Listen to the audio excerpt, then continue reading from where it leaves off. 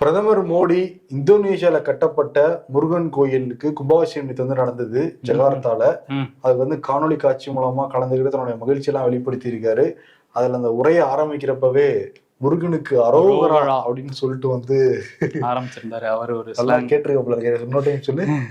முருகனுக்கு அரோகரா அப்படிங்கிற மாதிரி ஒன்று சொன்னாரு.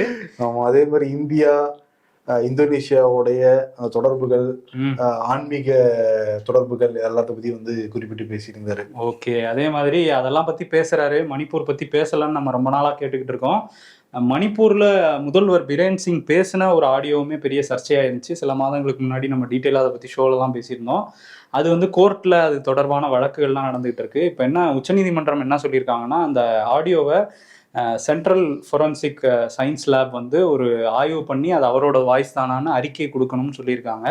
அந்த அறிக்கை வெளியானதுக்கப்புறம் அது அவரோடதா இல்லையாங்கிறது தெரிய வரும். தெரிஞ்சால் மிகப்பெரிய, ஏன்னா அந்த கலவரம் தூண்டுற மாதிரி தான் அதில் பேசியிருந்தாரு. அந்த கலவரம் ஏற்பட்டது காரணமே அவர் தாங்கிறது தான் எதிர்கட்சிகளோட குற்றச்சாட்டு அந்த ஆடியோ வச்சு. பார்ப்போம் உண்மை என்ன வெளியே வருதுன்னு.